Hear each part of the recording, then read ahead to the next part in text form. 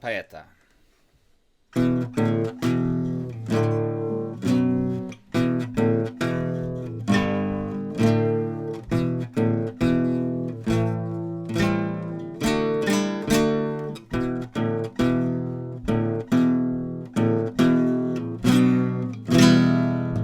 Погиб поэт, невольник чести, пал оклеветанный молвой, свинцом в груди, жаждой мести, поникнув гордой головой.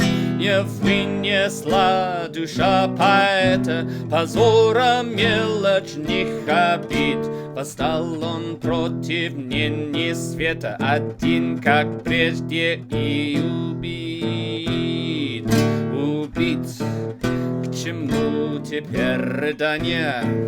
Пустых похвал, ненужный хор и жалкий лепет оправдания. Судьбы свершился приговор. Не выл сперва, так злобно гнали его свободный смелый дар, и для потехи раздували чуть затаившийся пожар. Что ж, веселитесь, он мучений последних вынести не мог. Угас, как светоч, дивный гений, увял торжественный венок. Его убийца хладнокровно навел удар, спасения нет. Пустое сердце бьется ровно, в руке не дрогнул пистолет.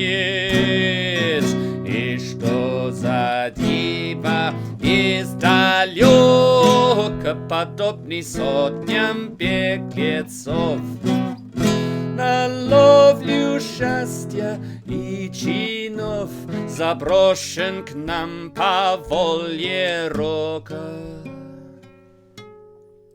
Смеясь, он дерзко презирал земли чужой язык и нравы, не мог шадить он нашей славы, не мог понять семьи кровавы, на что он руку поднимал.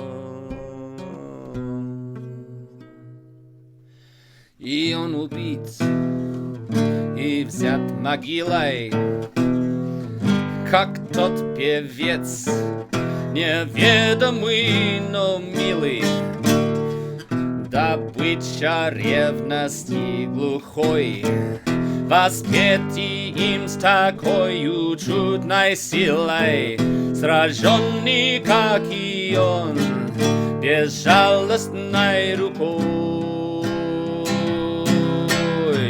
Зачем от мирных нег и дружбы простодушной вступил он в этот свет завистливый и душный, для сердца волного и пламенных страстей?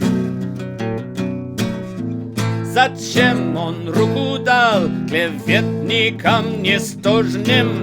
Зачем поверил он словам и ласкам ложным? Он с юных лет постигнувший людей.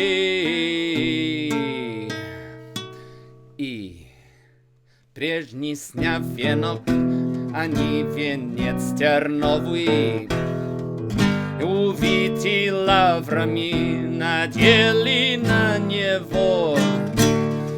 Но иглы тайные сурово язвили славное чело, отравлены его последние мгновенья коварным шепотом насмешливых невежд.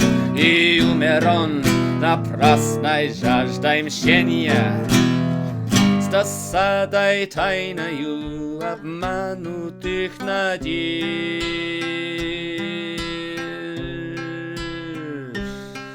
Замокли звуки чудных песен, не раздаваться им опять.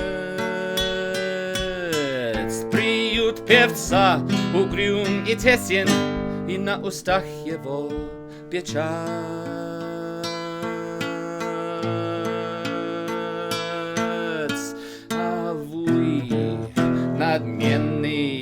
потомки, известной подлостью прославленных отцов, ветою рабскою поправшие обломки, играю счастья обиженных родов.